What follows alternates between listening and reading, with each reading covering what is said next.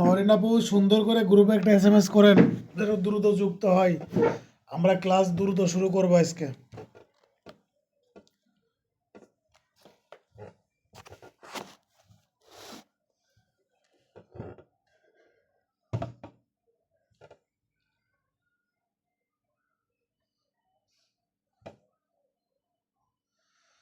রুহুল আমিন, কি অবস্থা তোমার অনেকদিন পরে?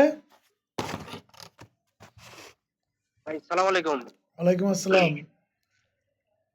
ভাই একটু অসুস্থ তো এই জন্য আর কি। এখন কি অবস্থা, সুস্থ? এখন সুস্থ তো ভাই, আর 1 সপ্তাহ লাগবে, মানে চোখের স্থানে পড়ছে আর কি। ও আচ্ছা আচ্ছা, আল্লাহ ভরসা, একটু ভালো মানে করে এটা ট্রিটমেন্ট করো, সিরিয়াস কিছু না, ঠিক হয়ে যাবে ইনশাল্লাহ। অপারেশন করতে হবে, তো সামনের সপ্তাহে অপারেশন, আর হয়তো কয়েকদিন একটু লেট হবে। এই আর ইনশাল্লাহ কি। ইনশাল্লাহ। তারপরে ভাই আমি কন্টিনিউ আচ্ছা, বুঝতে পারছি। টেক কেয়ার, নিজের যত্ন নাও। আর এটা সিরিয়াস ম্যাটার না, আশা করি সুস্থ হয়ে যাবা। নিজের যত্ন নাও ভালো করে, ইনশাল্লাহ।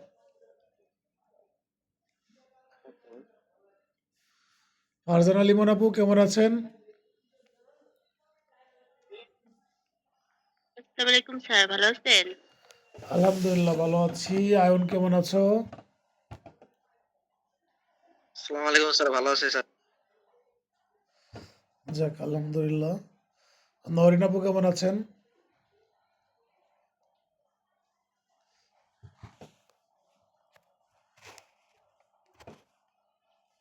জি ভাইয়া, ভালো আছি। আপনি ভালো আছেন? হ্যাঁ আলহামদুলিল্লাহ ভালো আছি।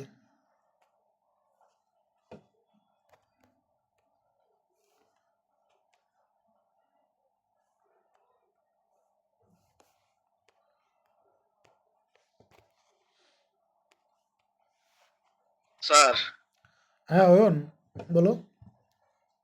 আপনি তো বীরপুরের ওইদিক থাকেন, কালকে কি ছিল স্যার? মারামারি হলো বলে খুবই শুনলাম। কোন দিকে? বললো তো মিরপুরি।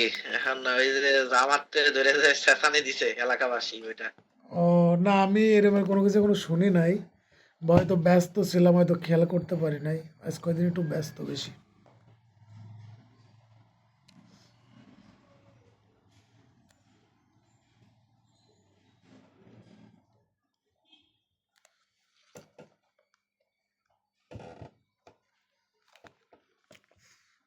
নির্বাচনের আগে একটু হবে, এটা নর্মাল। এখন সেফ থাকবা সবাই, নিরাপদে থাকবা।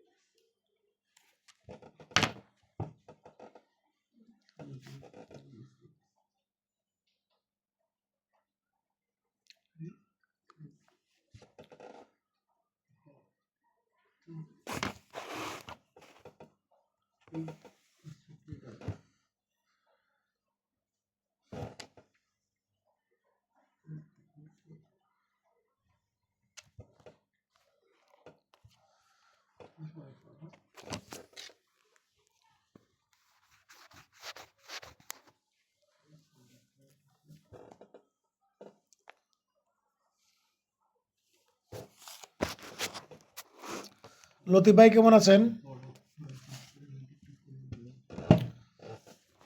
আসসালামু আলাইকুম স্যার, আলহামদুলিল্লাহ ভালো আছি। যাক আলহামদুলিল্লাহ।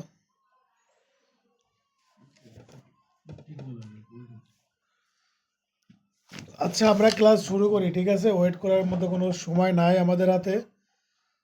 আমরা হচ্ছে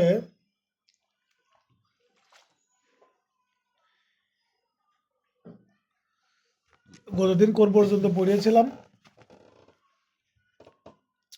153 ধারা পর্যন্ত পড়িয়েছিলাম। আমরা আজকে 154। হ্যাঁ, আজকে 154 থেকে আমরা শুরু করব। দেখেন, ফৌজদারি মামলা দুইভাবে দায়ের করা যায়। কি কিভাবে? একটা হচ্ছে কোর্টে, আর একটা হচ্ছে থানাতে। কোর্টে যে মামলাটা দায়ের করবেন সেটা হচ্ছে সিআর মামলা, কমপ্লেন্ট রেজিস্টার। আর থানাতে যেটা করবেন সেটা হচ্ছে জেনারেল রেজিস্টার্ড। এখন এটা আপনারা জানেন। এখন এজাহার কাকে বলে? এজাহার কাকে বলে কেউ বলতে পারবেন? বলেন তো, আপনাদের আমি বলেছিলাম এজাহার কাকে বলে। তাহলে এখান থেকে গুরুত্বপূর্ণ একটা প্রশ্ন যে ফৌজদারি মামলা কয়ভাবে দায়ের করা যায়। আরেকটা প্রশ্ন হচ্ছে, এটা হচ্ছে আপনাদের জেনে রাখা ভালো, এজাহার কাকে বলে। কেউ বলতে পারলে একটু বলেন, দ্রুত বলবেন, ঠিক আছে? দ্রুত। আমাদের ক্লাসটা আজকে একটু আমরা একটু ফাস্ট নেওয়ার চেষ্টা করতেছি। ভাই কোনো ব্যক্তি যখন কোনো অপরাধ সম্পর্কে বলবো আমি হ্যাঁ, শিওর শিওর। ভাই কোনো ব্যক্তি যখন কোনো অপরাধ সম্পর্কে পুলিশের কাছে লিখিত বা মৌখিক ভাবে যে জবানবন্দি দেয় সেটা এজাহার বলা হয়।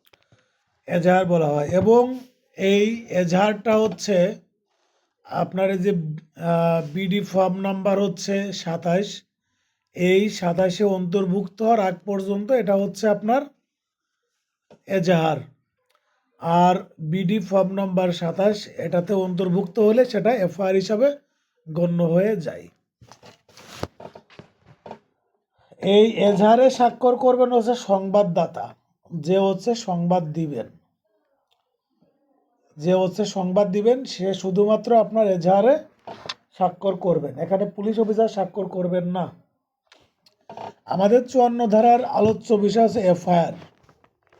তাহলে যদি কোনো ব্যক্তি লিখিত মৌখিকভাবে থানাতে যদি কোনো অভিযোগ দেয়, এই যে তাদের মৌখিক এবং লিখিত যে বক্তব্যটা, এটাকে আমরা এজাহার বলতেছি প্রাথমিকভাবে। তাদের এই বক্তব্যটা যখন বিডি ফর্ম নাম্বার 27 এটাতে যখন হচ্ছে লিপিবদ্ধ করবে, তখন সেটা হয়ে যাবে কত, কি হবে, এফআইআর হয়ে যাবে। এফআইআর এর পূর্ণরূপ কি? First information report. তাহলে আমাদের এখানে কিন্তু অটোমেটিক আরেকটা জিনিস চলে আসছে, সেটা হচ্ছে আপনার আমলযোগ্য অপরাধ কাকে বলে। থানাতে যদি আপনাদের যদি কোনো এফআইআর ভুক্ত কোনো মামলা দায়ের করতে হয়, তাহলে সেটা অবশ্যই হইতে হবে কি, ক্রিমিনাল অফেন্স, এবং সেটা আমলযোগ্য হইতে হবে। ক্রিমিনাল অফেন্স এবং আমলযোগ্য। আমলযোগ্য অপরাধ সেইগুলো যেগুলো হচ্ছে আপনার ফৌজদারি কার্যবিধিতে আমলযোগ্য হিসেবে উল্লেখ করা হয়েছে তফসিলে, এবং যেগুলো আপনার আমল অযোগ্য হিসাবে উল্লেখ করা হয়েছে সেগুলো আমল অযোগ্য। এটা হচ্ছে বইয়ের ভাষা বা পরীক্ষাতে আপনারা লিখবেন।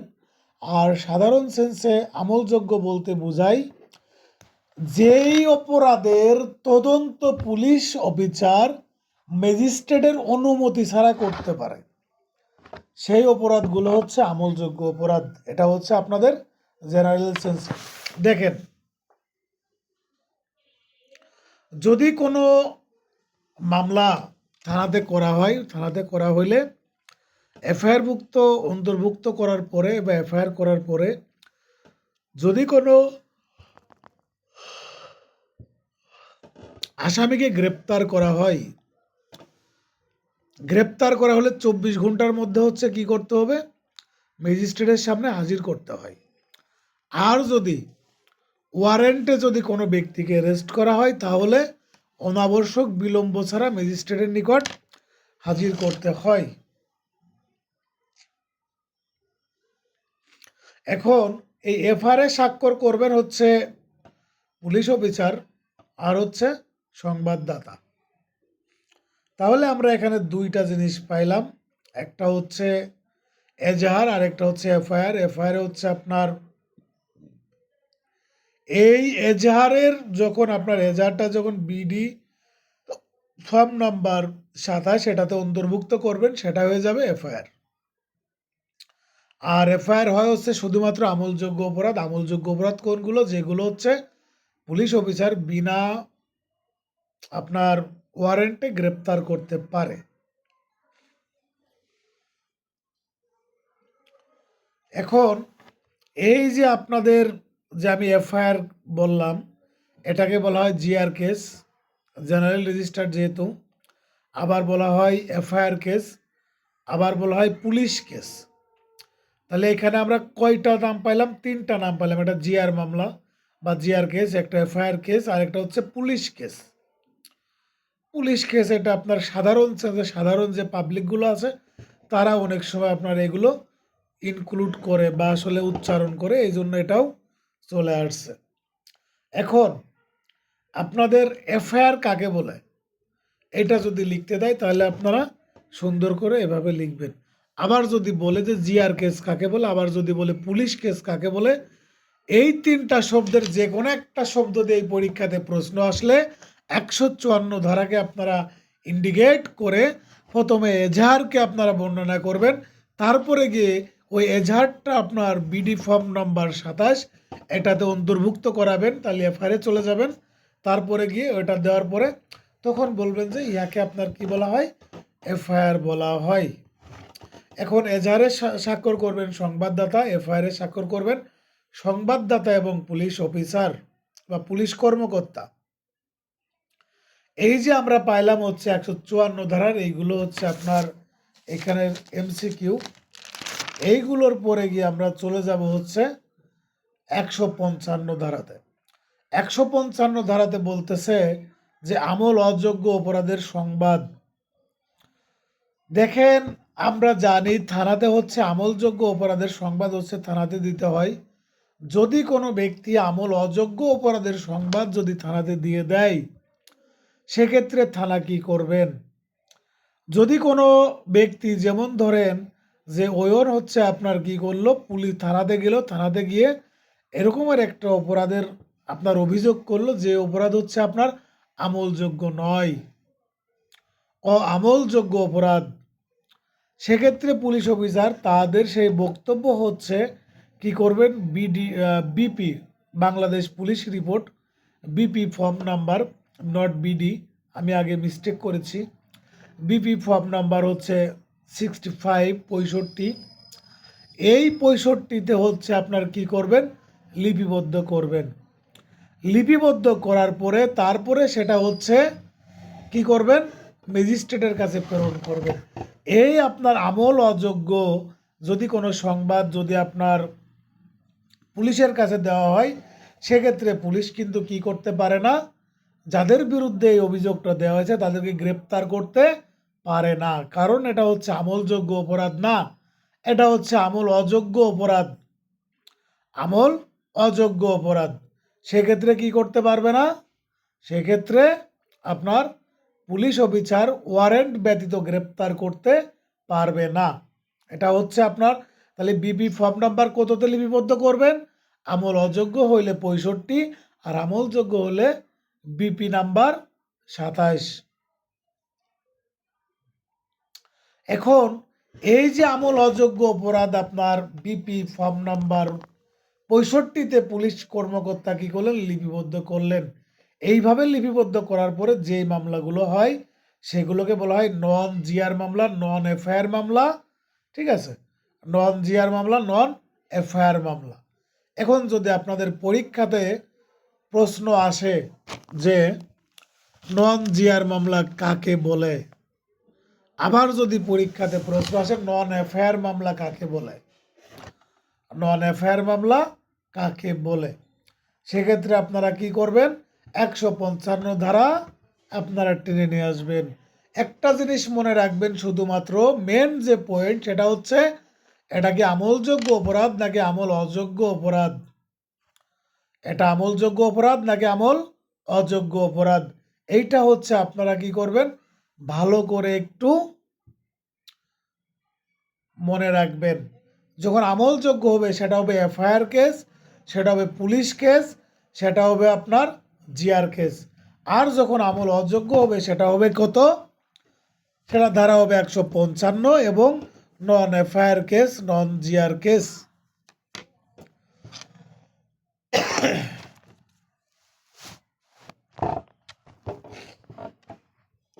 এখন এই যে আপনারা থানাতে জিডি করেন না, থানাতে তো জিডি করেন, কিছু হইলেই আপনার এই থানাতে জিডি করতে চলে যান বা মামলা করতে চলে যান। যখন একটা বিষয়ে আপনার মামলা যখন আর নেয় না বা মামলা আমলে নেওয়ার মতো এখতিয়ার পুলিশের নাই, তখন কি বলে, পুলিশ বলে যে আপনি জিডি করে যান, জিডি করে যান। কারণ এই জিডি করা হয় শুধুমাত্র আপনার এই নন এফআইআরের ক্ষেত্রে বা নন জিআর মামলা, যেগুলো আমল অযোগ্য অপরাধ সেগুলোর ক্ষেত্রে। আপনি চাইলে আপনি এই যেগুলো আমলযোগ্য সেগুলোর ক্ষেত্রে আপনি জিডি করতে পারেন, কিন্তু এই যে জিডি করা হয়, জিডি করার প্রেক্ষিতে যদি দেখে পুলিশ যে এই যে যে অভিযোগ সহকারে জিডি করেছে ওই জিডিটা হচ্ছে আপনার আমল অযোগ্য অপরাধ, সেক্ষেত্রে পুলিশ আপনার চাইলে পারে তারা থানাতেই মীমাংসা করে দিতে পারেন, অথবা যদি না চান তাহলে আপনার এই নন এফআইআর মামলা বা নন জিআর মামলা হিসাবে ইনক্লুড করে থানা কোর্টে পাঠিয়ে দিতে পারেন। তাহলে কোথায় পাঠিয়ে দিবেন? কোর্টে পাঠিয়ে দিবেন। এখন এই আমল অযোগ্য অপরাধের মামলার তদন্ত করার জন্য প্রথম শ্রেণীর ম্যাজিস্ট্রেট বা দ্বিতীয় শ্রেণীর ম্যাজিস্ট্রেটের অনুমতি ছাড়া পুলিশ কখনোই কি করতে পারবে না? তদন্ত করতে পারবে না। এখন কথা হচ্ছে যে এফআইআর যে মামলাগুলো, নন জিআর জিআর যে মামলাগুলো, পুলিশ কেস যেগুলো, এইগুলোতে তদন্ত করতে ম্যাজিস্ট্রেটের অনুমতির প্রয়োজন নাই, ম্যাজিস্ট্রেটের অনুমতির প্রয়োজন নাই। আর যেগুলো হচ্ছে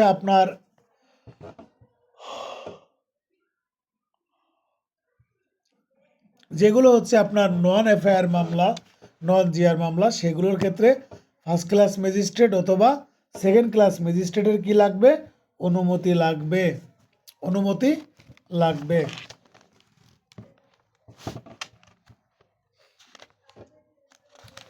এখন এই 154 এবং 155, 156, 157 এই কয়টা ধারা থেকে আপনারা মাস্ট পরীক্ষাতে প্রশ্ন পাবেন, মিনিমাম একটা অথবা দুইটা প্রশ্ন পাবেন, একটা তো পাবেনই মাস্ট, এবং ভাগ্য ভালো থাকলে দুইটাও পেয়ে যাবেন।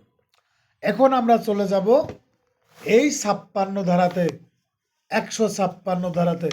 দেখেন 156 ধারাতে বলতেছে আমলযোগ্য মামলার তদন্ত। এখন আমলযোগ্য মামলার তদন্ত পুলিশের করতে কি অনুমতির প্রয়োজন আছে?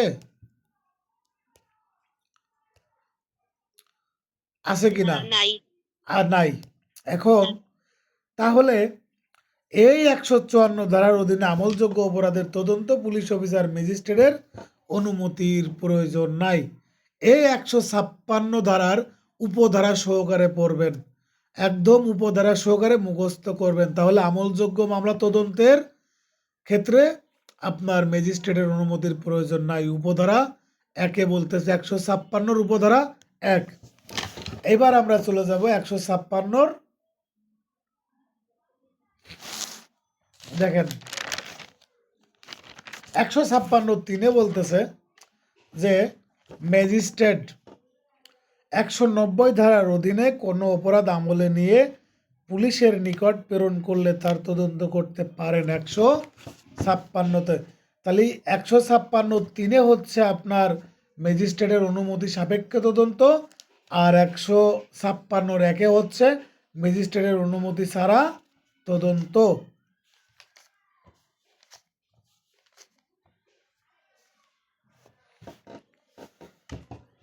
তারপরে দেখেন 156(2) বলতেছে ওরূপ কোনো মামলায় পুলিশ অফিসারের কার্যক্রম সমূহে কোনো ধাপেই এই কারণে প্রশ্ন তোলা যাবে না যে ঘটনাটি এরূপ একটি ঘটনা, তা তদন্ত করতে উক্ত অফিসার অত্র ধারার আওতায় ক্ষমতাপ্রাপ্ত ছিলেন।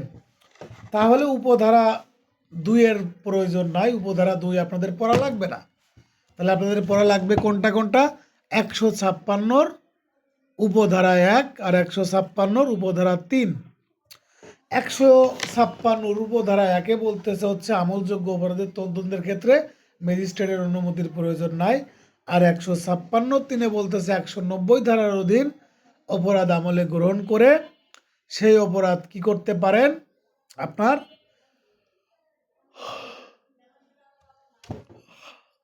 তদন্তের নির্দেশ দিতে পারেন। কাকে পারেন? পুলিশকে পারেন। তাহলে আমল অযোগ্য অপরাধের তদন্তের কথা বলা হয়েছে কততে? 156 উপধারা 3-এ, আর আমলযোগ্য 156(1).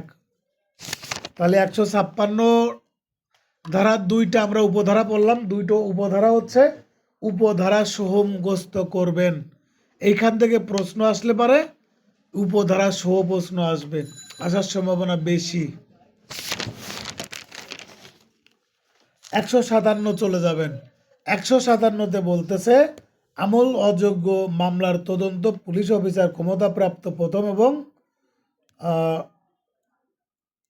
156তে আমলযোগ্য অপরাধের সন্দেহের ক্ষেত্রে তদন্তের বিধান। দেখেন,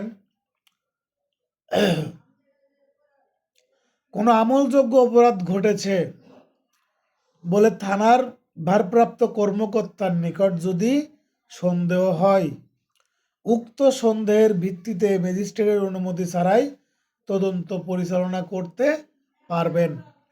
তাহলে 157 ধারাতে সন্দেহের বশবর্তী হয়ে কোনো ব্যক্তিকে গ্রেপ্তার করতে পারেন। কে পারেন? Police officer.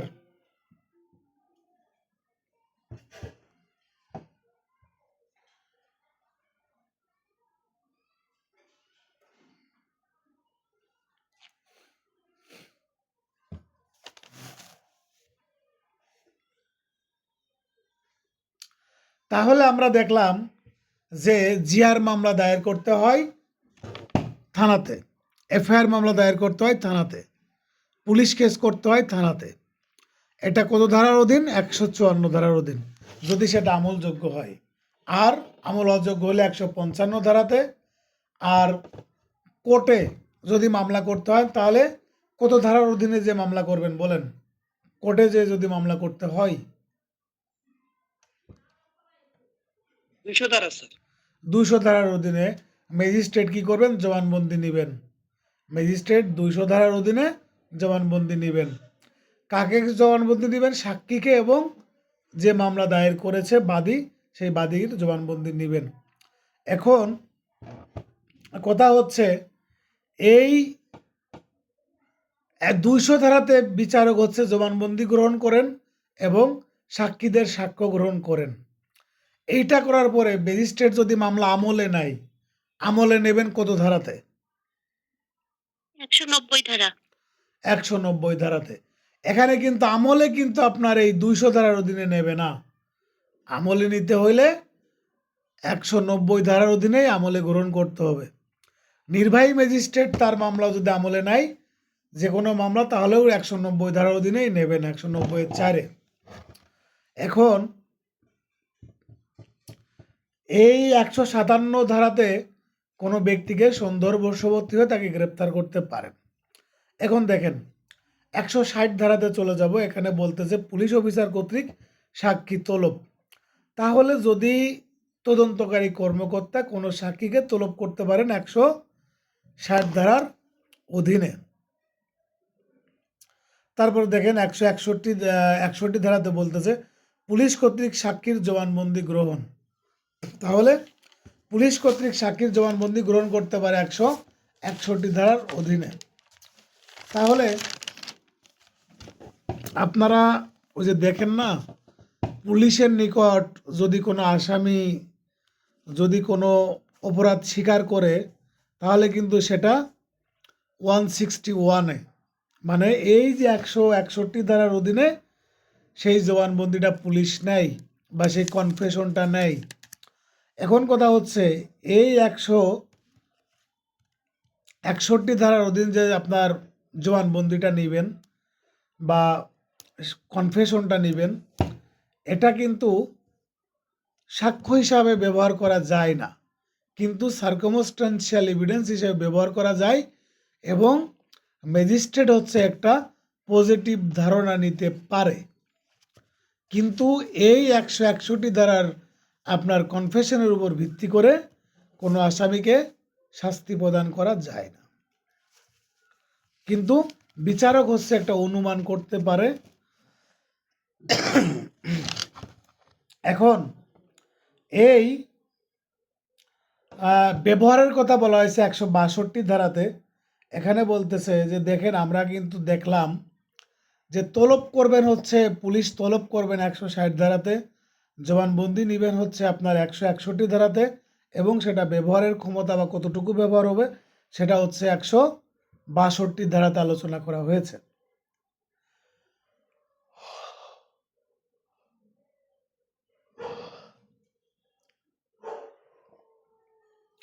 161 ধারা অনুযায়ী আপনার পুলিশ যে আপনার সাক্ষ্যটা আপনার লিপিবদ্ধ করবেন, তারপরে আপনার সাক্ষ্য তদন্ত অনুসন্ধান বিচারিক কার্যক্রমে ব্যবহার করা যায় না। এটা স্পষ্ট বলা আছে 162 ধারাতে। আসামির আবেদনের প্রেক্ষাপটে আপনার আদালত পুলিশ কর্তৃক সাক্ষী লিপিবদ্ধকৃত জবানবন্দি একটি কপি আসামিকে দিতে আদেশ দিতে পারেন। তাহলে যেহেতু ব্যবহার করা যায় না 161 ধারার সাক্ষ্য, তাহলে এর কার্যকারিতা কি বা এটা নেয় কেন, কি হিসাবে ব্যবহার করা যায়? এইটা আপনার সাক্ষ্য আইনের 145 ধারার অনুযায়ী এটা ব্যবহার করা যায়। আর জেরার সময় এবং পুনর্জবানবন্দির সময় ব্যবহার করা যাবে, যখন জবানবন্দি নেওয়া হবে সাক্ষ্য স্টেজে। তারপরে সাক্ষ্য আইনের 127 ধারার অনুযায়ী ব্যবহার করা যায় এবং 132-এর এক ধারা অনুযায়ী ব্যবহার করা যায়। 187 কি আছে সাক্ষ্য আইনের, সাক্ষ্য আইনের 27 ধারাতে কি আছে? ওই যে আলামত উদ্ধার করতে হবে। আসামির তথ্য অনুযায়ী কোন আলামত উদ্ধার।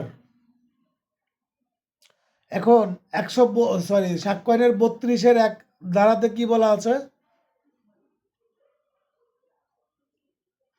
কালীন ঘোষণা। হ্যাঁ, মৃত্যুকালীন ঘোষণা বলা আছে।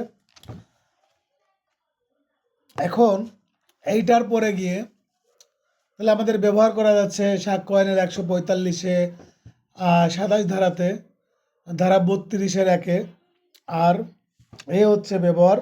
কিন্তু এইটার উপর ভিত্তি করে কোনো আসামিকে শাস্তি প্রদান করা যাবে না। আমরা জানি কনফেশন পুলিশের কাছে দেওয়া যায় না, কনফেশন পুলিশের কাছে দেওয়া যায় না। হ্যাঁ, তারপর আমরা চলে যাব 163 ধারাতে, যে 163 ধারাতে বলতেছে পুলিশ যে জবানবন্দি নেবেন, এই জবানবন্দি নেওয়ার সময় কোনো প্রলোভন দেখানো যাবে না। পুলিশ অফিসার কর্তৃক কোনো প্ররোচনা, কোনো ভয়, কোনো ভীতি, কোনো হুমকি প্রদান করা যাবে না বা কোনো প্রতিশ্রুতি নেওয়া যাবে না। এরপরে গিয়ে আমরা একটা গুরুত্বপূর্ণ একটা ধারা পড়ব, যেটা আপনাদের প্র্যাকটিস লাইফে এবং পরীক্ষাতে অতীব গুরুত্বপূর্ণ বা অতীব জরুরি, যেটা আপনাদের না পড়লেই নয় বা যেটার উপর ভিত্তি করে আপনাদের পরীক্ষাতে কিন্তু অসংখ্য প্রশ্ন আসে। সেটা ম্যাজিস্ট্রেট কর্তৃক আসামির জবানবন্দি গ্রহণ। গতকালকে একটা শেয়ার মিসের হেয়ারিং করলাম। তাই হেয়ারিং করার পূর্বে দেখলাম যে যখন পুলিশ আপনার ফরওয়ার্ডিংটা দিল, মানে ওটা ঠিক হেয়ারিংয়ের পূর্ব মুহূর্ত জানতে পারলাম যে আমি যে আসামিকে হেয়ারিং করতেছি, সে আসামিটা 164 দিয়ে দিয়েছে। যখন দেখলাম যে 164 দিয়ে দিয়েছে, তখন যে প্রস্তুতি নিয়ে হেয়ারিং করতে অগ্রসর হয়েছিলাম, সেই প্রস্তুতি থেকে ব্যাক আসা লাগলো। কারণ যখন একটা আসামি ম্যাজিস্ট্রেটের নিকট যখন 164 দিবে, তখন সেই 164-এর এগেনিস্টে আপনি যতই শুনানি করেন, আপনার জামিন কিন্তু হবে না, কি লতিফ ভাই, তাই তো?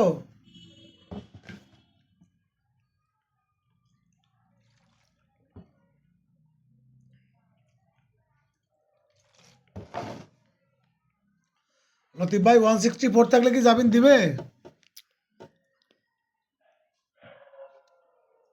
না স্যার, হ্যাঁ, দিবে না। এটা আসামি স্বীকারোক্তিতে। আসামি যখন নিজেই স্বীকার করে নেয় যে আমি অমুক ব্যক্তিকে খুন করেছি, অমুক ব্যক্তির নিকট থেকে ছিনতাই করেছি, অমুক ব্যক্তিকে রেপ করেছি, অমুক ব্যক্তির বাড়ি ভাঙচুর করেছি, আমি বাসায় আগুন ধরায় দিছি, তার মানে কি? তার মানে সেটার উপর ভিত্তি করে কি করা যায়? আসামিকে কিন্তু শাস্তি প্রদান করা যায়। এটা কিন্তু পরবর্তীতে যখন চার্জ গঠন হবে, তখন কিন্তু এটা আবার কিন্তু শুনবে যে আপনি এই অপরাধটা করেছেন কি না। যদি বলে করেছি অপরাধ, তাহলে সাথে সাথেই জাজমেন্ট দিয়ে দিতে পারে। আর যদি বলে যে করে নাই, তাহলে আপনার বিচার চলবে। এখন কথা হচ্ছে, যখন এই ম্যাজিস্ট্রেটের নিকট 164 দেয়, এটা কি প্রত্যাহার করা যায় বলেন তো?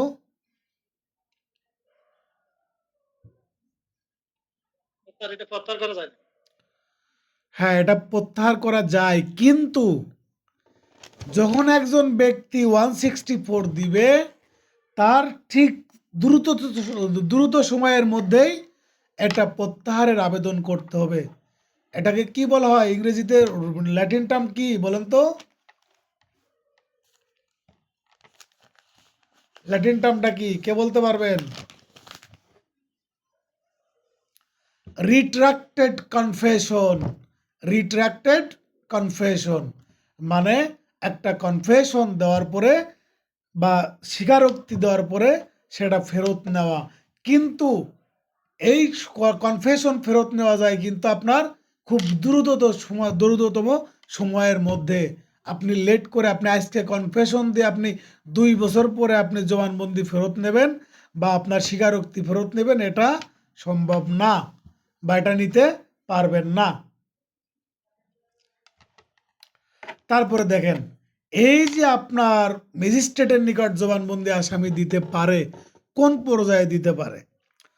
তদন্তকালীন সময়ে, অনুসন্ধান বিচারিক কার্যক্রম পরিচালনার পূর্বে যে কোনো সময়। তাহলে মামলার চার্জ গঠনের পূর্বে হচ্ছে কি করা যায়? এই ম্যাজিস্ট্রেটের নিকট কনফেশন দেওয়া যায়। একবার যদি চার্জ হয়ে যায় তাইলে কিন্তু আর কনফেশন দেওয়ার সুযোগ নাই। মামলায় যদি একবার চার্জ গঠন হয়ে যায় তাহলে কিন্তু আর কনফেশন দেওয়ার সুযোগ নাই। তাহলে কি করতে হবে? আপনার মামলার চার্জ গঠনের পূর্বে কি করতে হয়? আপনার কনফেশন দিতে হয়। এখন এই কনফেশন নিতে পারবেন কে? নিতে পারবেন হচ্ছে মেট্রোপলিটন ম্যাজিস্ট্রেট। আর যেখানে মেট্রোপলিটন ম্যাজিস্ট্রেট আছে সেখানে তো তার যমজ ভাই চলেই আসবে। যমজ ভাই কোনটা? প্রথম শ্রেণীর ম্যাজিস্ট্রেট। প্রথম শ্রেণীর ম্যাজিস্ট্রেট। হ্যাঁ, আর ক্ষমতাপ্রাপ্ত সেকেন্ড ক্লাস ম্যাজিস্ট্রেট। ক্ষমতাপ্রাপ্ত সেকেন্ড ক্লাস ম্যাজিস্ট্রেট।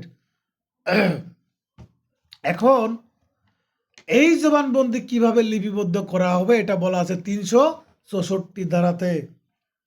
এখন এরূপ ক্ষেত্রে আপনার ম্যাজিস্ট্রেট আসামিকে বুঝিয়ে দিবেন যে তিনি দোষ স্বীকার করতে বাধ্য নয়। তিনি যদি দোষ স্বীকার করে নেয় তাহলে এটি তার বিরুদ্ধে সাক্ষ্য হিসাবে গৃহীত হবে। উপরোক্ত বিষয়গুলো অবহিত হওয়ার পরেও যদি তিনি আপনার দোষ স্বীকার করেন তাহলে ম্যাজিস্ট্রেট তাকে লিপিবদ্ধ করে পড়ে শোনাবেন এবং ম্যাজিস্ট্রেট উক্ত জবানবন্দিটি স্বেচ্ছায় প্রদত্ত হয়েছে মর্মে প্রত্যয়ন করবেন। জবানবন্দি প্রদানকারী ম্যাজিস্ট্রেটের উক্ত অপরাধ বিচার করার এখতিয়ার আছে কিনা সেটা বিবেচ্য বিষয় না। এখন একজন ব্যক্তি হচ্ছে আপনার এরমের একটা অপরাধ করেছে যেটার শাস্তি হচ্ছে মৃত্যুদণ্ড, একমাত্র শাস্তি।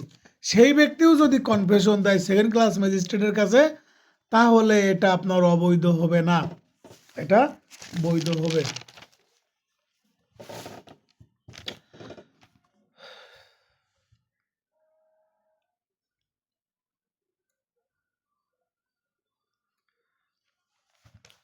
এই কনফেশন দেওয়ার পরে তারপরে আপনার যখন লিপিবদ্ধ করবেন পরবর্তীতে ম্যাজিস্ট্রেট কি লিখেছে সেটা আসামিকে পড়ে শোনাবেন, পড়ে শোনাবেন এবং তার এই জবানবন্দিতে বা আপনার স্বীকারোক্তিতে কি করবেন? ম্যাজিস্ট্রেট এবং আসামি উভয়ই স্বাক্ষর করবেন, উভয়ই স্বাক্ষর করবেন। এখন দেখেন, পুলিশ যে আপনার যে কনফেশন নেয় সেখানে কিন্তু আসামির স্বাক্ষর করার প্রয়োজন নাই, কিন্তু ম্যাজিস্ট্রেট যে আপনার কনফেশন নিবে, দোষ স্বীকারোক্তি নিবে বা স্বীকারোক্তি নিবে, এটাতে আসামি এবং ম্যাজিস্ট্রেট উভয়ের স্বাক্ষর করতে হয়। এখন দেখেন,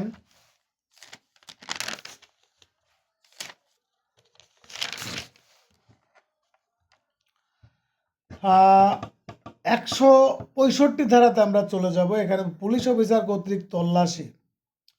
মামলার তদন্তকারী কর্মকর্তার নিকট যদি এটি প্রতীয়মান হয় যে উক্ত মামলার জন্য প্রয়োজনীয় কোনো বস্তু উদ্ধার করা প্রয়োজন, তাহলে আপনার বিশেষ কোনো জায়গায় আছে সেটা আপনার ম্যাজিস্ট্রেটের অনুমতি ছাড়াই কি করতে পারবেন, তল্লাশি করতে পারবেন। এখন 176 ধারাতে বলতেছে তদন্তকারী কর্মকর্তার এখতিয়ারের বাইরে তল্লাশির বিধান। এটা হচ্ছে আপনার যেই অন্য যে এরিয়াতে যাবেন সেই এরিয়ার ভারপ্রাপ্ত কর্মকর্তার নিকট হচ্ছে কি করবেন, আপনার অনুমতি নিয়ে তারপরে তল্লাশি করতে যাবেন। ধরেন আমি এখন মিরপুরে আছি আর লতিফ ভাই আছে মোহাম্মদপুরে, মোহাম্মদপুর থেকে সে মিরপুরে আসবে তদন্ত করতে বা তল্লাশি করতে, তখন আমাকে কি সে ইনফর্ম করবেন বা অনুমতি দিবেন, নিয়ে তারপরে তল্লাশি করবেন। কিন্তু যদি গুরুত্বপূর্ণ বিষয় হয় বা অনুমতি নেওয়ার মতো পর্যাপ্ত সময় নাই বা সময় নিতে গেলে আপনার পুরো ঘটনাটা আপনার কি হবে, বিঘ্নিত হইতে পারে, সেক্ষেত্রে অনুমতির প্রয়োজন নাই। এই যে তদন্ত করলো বা তল্লাশি করলো, এই তদন্ত বা হচ্ছে আপনার তদন্তের রিপোর্ট কি করবেন, পুলিশ অফিসার কর্তৃক প্রদান করবেন। যে পুলিশ অফিসার তদন্ত করেন উক্ত পুলিশ অফিসার তদন্তের রিপোর্টটি থানার ভারপ্রাপ্ত কর্মকর্তার নিকট প্রদান করবেন।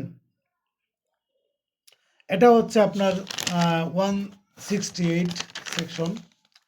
তারপরে গিয়ে পুলিশ অফিসার কর্তৃক আসামির মুক্তি। দেখেন, পুলিশ অফিসার কর্তৃক আসামির মুক্তির বিধান কত ধারাতে আলোচনা করা আছে, 169 ধারা থেকে 169 ধারাতে। এই প্রশ্নটাই পরীক্ষাতে এখান থেকে আসবে, এখানে আসবে। সুতরাং শুধু এইটুকু মনে রাখবেন যে পুলিশ অফিসার কর্তৃক আসামিকে মুক্তি দিতে পারেন কত ধারার ক্ষমতা বলে, তাহলে 169 ধারাতে। আমি আজকে বাসায় ঢুকেছি 9:30টায়, তারপরে গোসল করে খাওয়া দাওয়া করে আপনাদের ক্লাস দিতে আসছি। আমি অলরেডি আমার ঘুমের চোখ বন্ধ হয়ে যাচ্ছে, হামও আসতেছে। তো সুতরাং আপনাদের যে পর্যন্ত পড়াইলাম আপনারা এই পর্যন্ত খুব মনোযোগ সহকারে পরবর্তী ক্লাসের আগ পর্যন্ত হচ্ছে আপনারা এটা ভালো করে একটু পড়বেন, বারবার পড়বেন। এখন আপনারা কিন্তু শুধুমাত্র পিলি পড়ার সুযোগ নাই, রিটেন এবং পিলি দুইটা একসাথে পড়বেন, আমি কিন্তু আপনাদের বলে দিয়েছি। সুতরাং আপনারা হচ্ছে এখন পিলি এবং লিখিত দুইটা হচ্ছে একসাথে পড়বেন। আর আমি আজকের এই ক্লাসটা রান করতে চাচ্ছি না, আমাদের এই সেশনটাই শেষ হচ্ছে। আর হচ্ছে পরবর্তী ক্লাস আগামী শুক্রবারে আমি নিব। আর আপনাদের যদি কোনো প্রশ্ন থাকে তাহলে খাতায় লিখে রাখবেন, অলরেডি আমার চোখ বন্ধ হয়ে যাচ্ছে ঘুমে। ঠিক আছে, আজকে প্রচুর কাজ করেছি, আবার বাসায় আসছি প্রায় 9:30টায়, গোসল করে খাওয়া দাওয়া করে আপনাদের ক্লাসে চলে আসছে। ঠিক আছে, তাহলে সবাই ভালো থাকবেন, আপনাদের সকলের জন্য দোয়া থাকলো, আমার জন্য দোয়া করবেন। ঠিক আছে, আল্লাহ হাফেজ।